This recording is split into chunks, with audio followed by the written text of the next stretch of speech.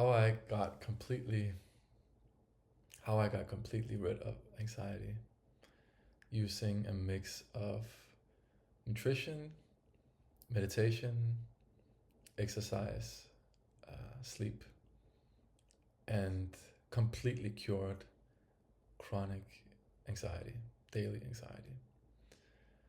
Um, this is something I've wanted to talk about for a long time, but as anyone who might be watching this who's dealing with this issue in whatever way you're going through it, it can be extremely triggering, um, both when you are experiencing a lot of symptoms and even if you somehow find a way out of them. In a way, something that worked for me was to just forget about it. Um, so for a long time, actually for many years, every time something around that came up, I would just um, try to forget about it again and just stay away from it. But I feel like I'm in a place now where it's far enough away that I can share this, and hopefully it can help someone. Um, Thank you for listening. Oh, yeah. You can take some deep breaths if you want, while listening to this, because I know what you're going through. I know it can be triggering even listening to stuff about this, because it brings it to the forefront of the consciousness, and the mind. But really, what worked for me was a mix of a lot of different things. And some of you might know this already, but for me, it was completely like a revelation to find out that some parts of it can be completely tied to any nutritional deficiencies you might have. Um, for me, I'm sure that I was deficient for many years in magnesium, which in itself can create stress and anxiety, heart palpitations, sleep problems, which causes further stress and so on. So maybe if I start with the nutrition, the biggest things that work for me, I can go more in depth later on, but I want to just move through the overview of it at first so you don't have to see everything, necessarily. But nutrition wise, it was to up magnesium intake, up protein and fat intake, and cut down on carbs, and completely, as much as I could, eliminate or completely limit sugar and caffeine. Just those things on their own, if you start doing them today, I promise you, if it's not something you're already doing, it will for sure make a difference. It really will. Because you'll probably find out that either you might have a deficiency or it will just sustain you, anyway. Because what I learned with sugar and caffeine is it can really deplete minerals that calm you and calm your nervous system, where magnesium is the biggest one. So not only upping your intake, but also making sure you just deplete it less, which will make you sleep better. And sleep deprivation also depletes minerals in your body. So if you just start with those things, because they might be the most doable things in the beginning, while other emotional, and mental attachments, anything that's connected to your environment or relationships or just physical surroundings, patterns of behavior, habits, that are really ingrained. For me, the physical things were easier to implement in the beginning because those other ones were so set in my mind, in my emotional body, in my just neurologic network. Yeah, so if you start with those things and then really, really, really, as much as you can, prioritize exercise, as in weight training, and if your nervous system allows it, some high intensity interval training. Long runs can also be really beneficial.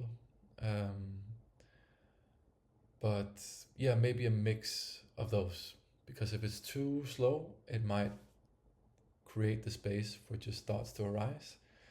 So for me, and again, take this with a grain of salt, I'm in one category of having experienced this, where it was so intense for me that I needed to, actually more than calming down almost, I needed to do something that was even more intense than the anxiety itself, like just to distract myself.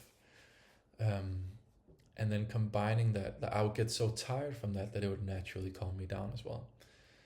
So sprints, heavy lifting, it will make you sleep better, which will make everything easier. Um, it will also make you crave the foods that induce anxiety less. The more you work out, the more your body will actually crave fruit and vegetables, and protein and fats. Because if you only eat sugar and you work out a lot, it will just not feel good. You will be so tired. So sometimes you have to get your body involved first, and then the rest will follow. Especially in cases where the problem is that you live your entire life up here, and it's so hard to disconnect from that because it's so busy. So that's something I would start with, and then I can go into other nutritional stuff later on. It could be supplements and stuff that have been very helpful. But with that area, it's also a little bit more individual, and I don't want to recommend too much of things if it might not work for you, might make things worse, might make it better. So the things I'm mentioning to begin with are just the ones where I know for sure they will work and help. And that can be anywhere on the spectrum for you. For some people, it'll completely eradicate it, and it will be enough. For other people, it might help them 10%. But that 10% can be huge. I know we agree on this. When you deal with this stuff, just any relief is immense and incredible, and just gives so much faith in knowing it can get better and it can be relieved. Yeah. So other than that, it's I would say mentally, emotionally, it's about completely reteaching yourself different stories. And what I found both to be the hardest but also the most effective is acceptance. It's not the actual symptoms, it's accepting them. So for me, my biggest trigger and biggest issue, which I'm trying to like hold down now that I'm speaking about it, because even many years later, it can still be like it was so strong back then. But for me, it was the thoughts around the symptoms that I didn't accept them, and I would be very embarrassed. So I would be worried about sweating a lot. I would be worried about having a panic attack in front of other people. I'll be worried about the embarrassment or the lack of help and support from other people. Like I would worry that if it really was bad, that they wouldn't help me. And the areas where I would experience it the most was I was working in the media business. It would be just because it was like a public working place where you're seen a lot, both by people around you, but also potentially with an audience. It was just a feeling of being around people where I felt like they always looked for something to destroy me with or ridicule me with. Some of them for sure did, and a lot of them would never do that, but it was just part of my like paranoia pattern. And just by far the biggest change that happened was accepting it completely myself and being like, if I'm the one person on the planet that accepts this, even if an ambulance has to come, even if I have a full-on panic attack, I'm gonna be there for me. I got my own back. I got your back. Just repeating that until you believe it. And repeat it and repeat it and repeat it until you believe it. It will eventually be something you believe. And then another part which can also seem very, very difficult and counterintuitive, but is again by far the most effective, was turning down the energy towards it. So forgetting about it as much as I could, which is impossible in the beginning and while it's at its highest. But how do I explain this? That when my symptoms were the worst was when I was the most occupied with how can I stop this? How can I get rid of it? So ironically, like maybe you are at that place since you're watching this video, that anything, give me something that works. I want to get rid of this. The more I thought that, the more I resisted it. And what I've learned since in a more like spiritual, psychological, emotional way is that everything is energy. So the body doesn't know the difference between chasing towards something or resisting it. It only sees output and force of energy. So wanting something extremely much and caring and loving something extremely much can be just as high in energy as not wanting something. And both attracted. Really strong emotions. Energy and motion, that's where emotions come from. From your heart, it's a magnetic field. So the more you resist something, the more you will attract it. And the more you are open to receiving something, the more you will attract it. They both work, which is so interesting on another level, but we'll get into that another time. So really what you want to do, kind of like you might have experienced or found out in other areas of your life, like if you get out of a relationship, for example, I bet that most people have had this experience where they obsess over the thoughts and feelings that come with that person. Either they broke up with you, you broke up with them, it was a mutual decision, but it's such a big part of your conscious mind, even after the breakup, that it feels almost even more intense than the relationship itself. Which again shows you that the mind, the body doesn't know the difference between what you're imagining, what you're thinking, and what's physically present in your life. Because someone can hurt you extremely much, even if you just think about them every day. So what probably most of you have found is at some point, after days, weeks, months, years, however long it takes, it's like an epiphany, but it's a release instead, where you're like, oh, I don't care as much anymore. Or you realize, oh, I spent this whole day and I didn't even think about them. Or I spent this whole week. Or you almost just forget. And that's usually the most effective. And the same goes for these symptoms of anxiety. Is the more you can genuinely, because that's where the balance comes in, and it can be so difficult, is that you don't want to distract yourself so much that it becomes an avoidance, and you still keep it so much in your mind that it gives it so much power by, I have to distract myself, because it creates the same amount of energy. And you also don't want to not distract yourself at all and just overthink about what's happening. You want to find somewhere in between where you are present with it and you don't try and avoid it, but you do that with as much, and it can be 0.1%. However much you can manage, try to accept it as much as you can. The part of you that's present with it, and then the other part, lightly and gently, and I'm looking for a better word than distract, because it can seem not particularly fitting, but just occupy your field of attention and your conscious with other things. And it can be, for some people, you'll need to do different new experiences, because sometimes just because something is new, it will distract you, or will take up your attention more. And for other people, it will work more to do stuff you really feel familiar and safe and good about, and just do them repeatedly. So like I said, for me, working out really did that for me. For me, music was always good, because music for me was like a mix of, sometimes it would make me more emotional, but it would actually make me be able to be present in it more.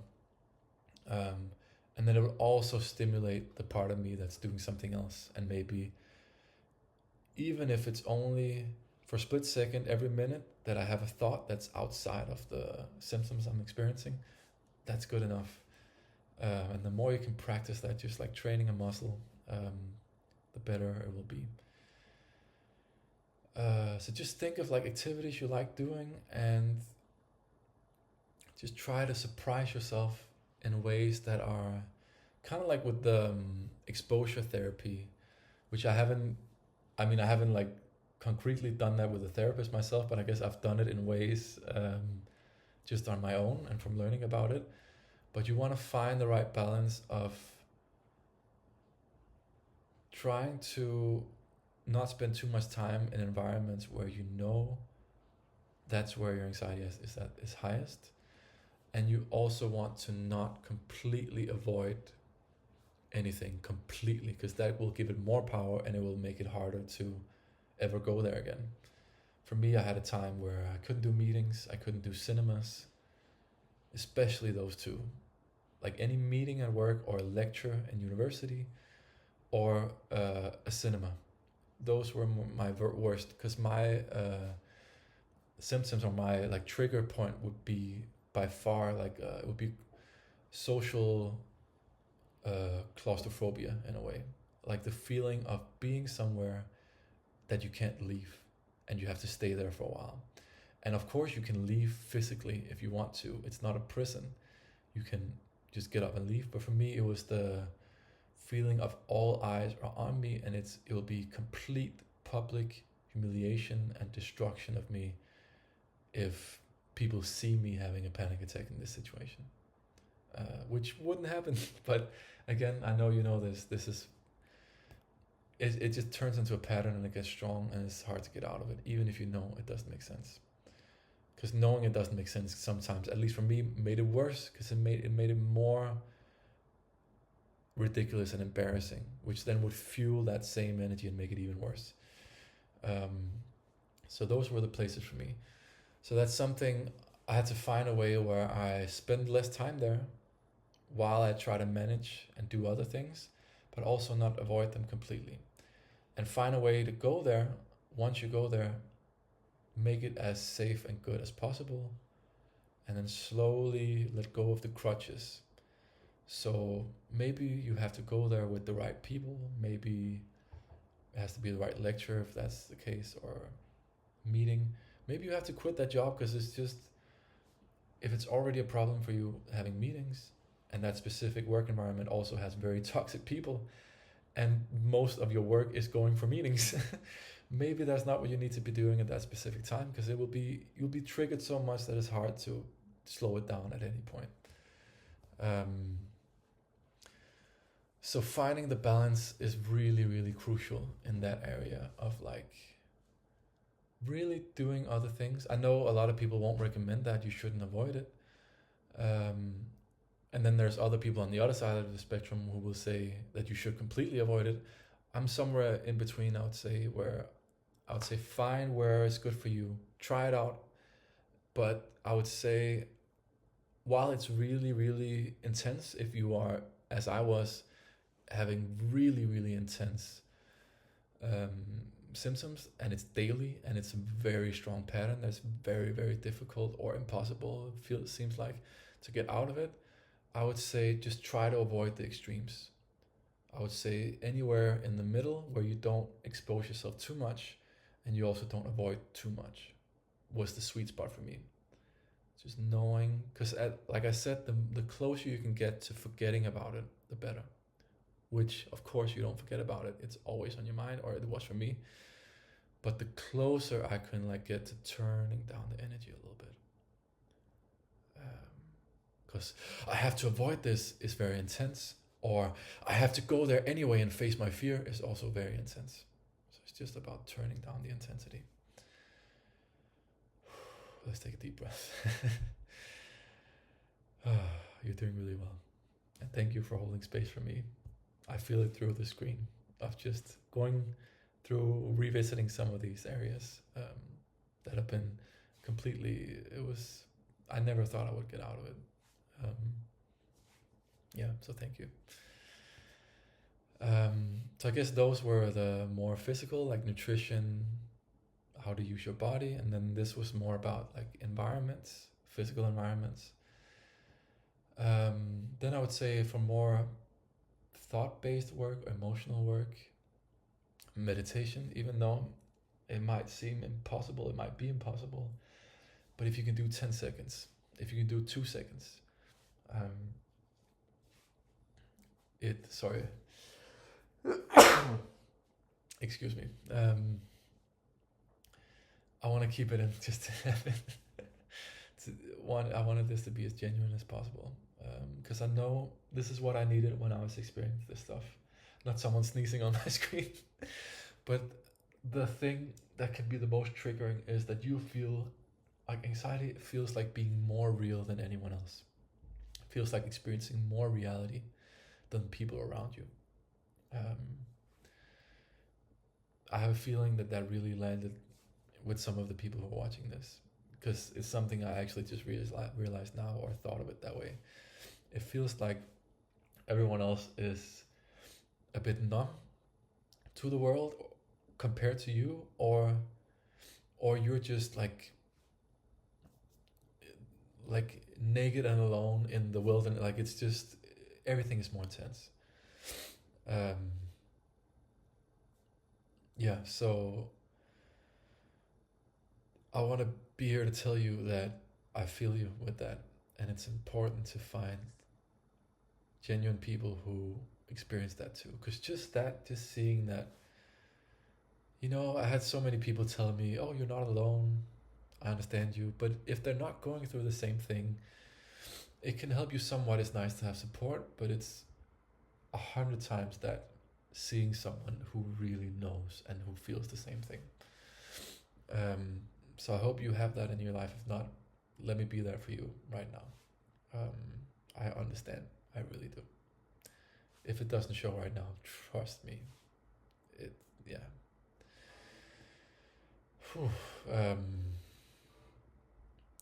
So if you can do meditation for 2 seconds, and promise yourself you try to do it every day. The more you get into a habit of just trying to do things that will work for you, just that on its own will do something and let a snowball start rolling. And for me, I was lucky that meditation was something I did already before I ever had any severe anxiety in my life. So it was something I felt even when I was at the worst, I could sometimes still get myself to do in just very small amounts. And you can find a bunch of, I'll probably do some too, really short meditations too. If 5, 10 minutes, 20 minutes are way too long, to not talk about an hour or whatever, you can find ones that are 1 minute, 30 seconds, 10 seconds even. Because meditation is acceptance. It's practicing being with whatever is there. And it can help because trying to do that can be too difficult. But because meditation is like parallel to that, it's like doing something else called meditation. You're indirectly practicing acceptance, which can help a little bit by removing it from being in like, oh, I have to accept this, which can make it too hard. Yeah, and then I would say try to be, and again, it's all about not making too many extreme choices. So for me, I also would, for a time, cling too hard to some people, or I would cut people out of my life who didn't understand me or felt like it wasn't supportive to me. And even though that could be helpful too, it's while you're feeling all this intensity, that can create also a lot of intensity. So I would just say, try to do things as gently and slowly as possible. And like gradually, for a time, just notice who you feel a little calmer around and who you feel more triggered around or less supported by. And just slowly, gently spend a little bit more time with the people who calm you down and a little bit less time. And it doesn't matter who it is, if it's family, friends, whatever, as much as you can, but as gently and softly as you can. Just turn that a little bit. That will help you immensely as well. Yeah, and just again avoiding the extremes. So people where you find yourself, that's something that can be counterintuitive. Again, people who either don't want to hear you talk about it at all can be a problem, but it can also be a problem people who completely just let you over focus on it. I found that, and it's so counterintuitive. It might not work for you, so I'm sorry if I'm wrong about that in your case. But for me, I'm just speaking from my own experience. For me, I've always found out in the rearview mirror, as we say in Danish, like after the fact, that some of the most supportive people could also be slightly detrimental to me if I'm having obsessive thoughts, because it can give me the space to be obsessed about it. So again, you want to find people who can help create that safe space for you and let you talk about it and really feel seen by them, but also who slowly like guide you without ever shaming you or without ever backing away from you when you talk about it too much, because you don't want to feel any shame or guilt related to it, because then that can increase it too. Just people who, without you even noticing, maybe gently also guide you towards stuff that becomes other parts of your life. Because you also don't want to just become this person with anxiety, which a lot of you might be feeling already, which I did for sure for so long. So that's why it's good to find people where you can for sure be that person and be completely accepted fully in all of who you are as that person, and who also gently, even if it's for seconds, for the most severe examples, like I was for sure. If they can make you forget about it for 10 seconds, that's a great friend. If it's for hours, amazing. So I would seek those people out, or look for them around you already, because it can be a hard time to make new friends. It can be vulnerable. It could also be the best time for some of you. Do whatever feels right. Yeah, so that would be socially, and then emotionally. I mean, I've touched on that a little bit too. But I would just find different outlets of just really letting it out. Because like I said, for me, the biggest issue was trying to put the lid on the boiling pot too much of my time. So I found different things that could help just let the lid off for a moment. I had a coach or like a therapist. It was like body SDS, like what they call it in English. You probably know what I'm talking. I think it's body SDS in English too, where it's a mix of therapy and like physical, mix of like massage and like pressing at different points to release stuff. And I'm so grateful for the guy who did that for me, who also suggested that I would go into the forest or wherever I felt the most comfortable doing it, and just would scream, like yell as loud as I could. And he made me do it on the massage table too. And that's when he noticed. He said, why won't you, like, why do you not want to do it? And I said, well, what about the people across the building? Will they think you're trying to kill me, or will they think something's wrong?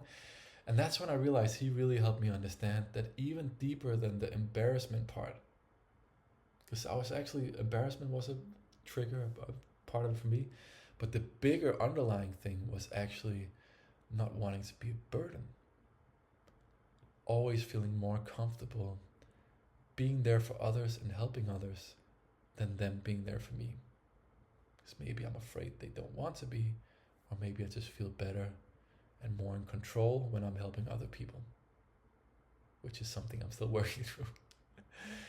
And that was so interesting to find out that less than them laughing at me, it was actually more like, oh, I don't want them to have their day ruined by thinking someone is in trouble. And then he really took it a step further. That really was a breakthrough for me. He said, well, what would happen if you hurt someone when you were walking in the forest or on the beach somewhere? You heard someone screaming. You run over to them. Because he said, I know you would do that. And I was like, yeah, of course I would do that. And he said, you run over to them and you find out they're not in danger. They were releasing emotional stuff, and they tell you and they say, oh, I'm sorry to worry you. Would it ruin your day? And I would say, no, of course not. And he said, well, give that same grace to other people that you meet. Expect them to actually be like you in that way. That it's just instinct to try to help other people. And it's actually a relief. And it's actually a door opening for emotional connection. Imagine that, right? Meeting someone in a forest somewhere, you're out walking. You might be startled at first, but finding out that they're just trying to really release symptoms of anxiety or emotional stuff, you will cherish that moment. You might want to give them a hug and say, hey, wow, like that's so brave of you for doing that. I support you. Let me do it with you, or whatever. There could be so many good experiences that come out of that moment. Give others the gift of that is what he basically told me, and it just blew my mind. That me healing my trauma, my anxiety, my symptoms of just panic and paranoia, and just heavily ingrained patterns, could actually be a gift to other people, and not something that ruins their life. Because look what it does for me. I love seeing other people. I love being there for them. Expect other people to be that way too. And if they're not, then who gives a fuck what they think? Because it's not someone you want in your life anyway. Because you want people around you who see people the way that you do. So that was just huge for me. So that's why, like I said a few times, sometimes the physical stuff, very practical stuff, can actually open up for a lot of the mental breakthroughs and emotional breakthroughs as well. Because from doing something that's very practical, very physical, screaming as hard, like as loud as you can, came the understanding that actually helped loosen a little bit the underlying issue of, I don't want to experience this anxiety, so I create resistance against it because I don't want to trouble other people. Because either I don't want to be a burden, and the other side is I'm worried they won't help me. Both of them kind of like loosened up from that. So I think I want to start with, we've gone through a little bit of nutrition, how to use the body, socially, mentally, a little bit emotionally too. And I'll do a follow-up talking more about nutrition in depth, more about specific foods you can eat, specific supplements. I'll try to do it in different budgets because there is very cheap ways of doing this. And I'll go in depth with all the other stuff too. Meditation, the social aspect, the emotional, everything. I just want to thank you for being here, and I really, really hope that you got something out of it, or at least it was some kind of relief and feeling seen and feeling safe. Thank you so much.